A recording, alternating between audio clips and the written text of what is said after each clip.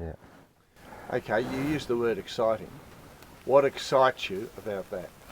About this, a bit different.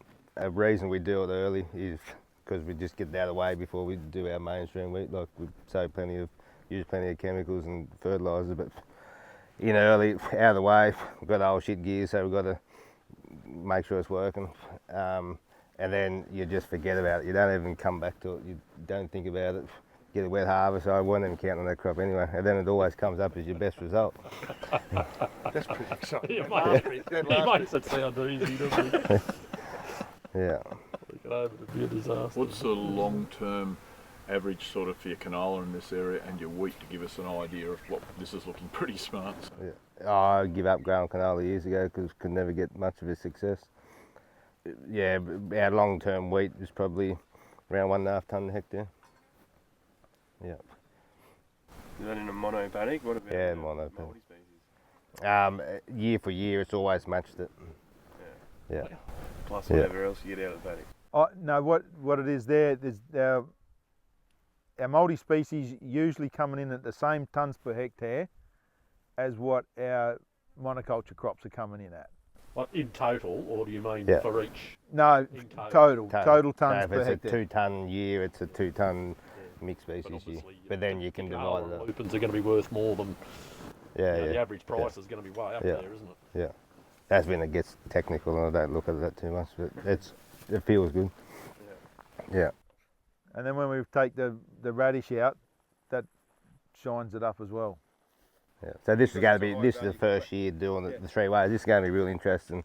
Test the grader out this way. Yeah. This is a real easy grade, isn't it, Martin? It shouldn't be too hard. What was what that about the one radish you've then? got a video of? That's a 4-way. That's 4-way. That's a 4-way, isn't Yeah. it? That's pretty convincing. Have you seen that? Yeah. We've got a bit of radish left over in this crop from Volunteer from the year before. from the seeded last year because there was no chemical used in the wheat in it last year. Darren planted the wheat in it last year and then it wasn't a real fancy year or anything, so he just sat on his hands and didn't spend any more money. And so there was a bit of radish in. That was the paddock that the sheep were coming back into, wasn't it? Yeah. They didn't chip you last year. There would have been a bit of radish in the wheat last year, and you sent that to Fletcher's or something, didn't you? Yeah. They didn't chip you about the radish that was in that or anything, did they? No. The wild radish or the No, this daikon radish, the white flowered one out here. So we've got a few daikon radishes in it this year. That will end up in the wheat, I'm thinking, with the grading.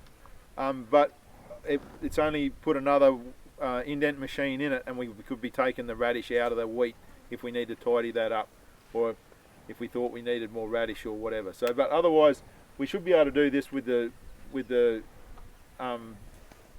only the screening machine. So we just, lupins will be off the top, wheat will be in the middle and the canola will be through the bottom. What That's weight can you do per hour? Tonnes per hour? The machinery all set up for this year will be 15 tonnes per hour. So you've got to go 24 hours a day to keep up with the header at 50 tonne an hour or something. We won't be harvesting it at full rate. Darren understands what the Grader can do. Yeah, what the grader can do. So His age. yeah, and we'll And it'll be probably last 2, so they'll be able to back it off a bit. Everyone will be tired. The header driver will be tired by then. So you do grade it as you harvest it. well, I thought you probably store it like, into it. that's always been the thing, you know, when we're talking about doing mixed species. Oh yeah, it's all good when you're doing this and that. We just want to be able to harvest it, put it in the truck, and take it to the town. And our plan this year is to prove that up. We can harvest it. You'll have the grader in the paddock? Yeah, we'll probably set it up down there at the silos. We'll have the grader down here. And we will do that. So other than it being a 15 tonne an hour grader and you've got 50 tonne an hour headers, well, you just got to get sorted out and get yourself 50 tonne an hour grader. But that's only a logistical issue. What we're saying is it is doable. You know, absolutely it's doable. And this is the one. Anyway, we'll have it all tested up and there'll be a report. So when you're doing your sowing, so if you're in this paddock for 3 years, multi-species, and you're sowing at the same rate, different years, different seasons, obviously. Do you find a difference in the yield between the three species? Yeah, different years suit different plants, yields, different, yeah. and Some- even different soil and types. Obviously, you get a difference in the paddock because some will like being here and not there, Yeah, or prefer. But I was wondering, between the years, do you get much of a change in that yield? Or?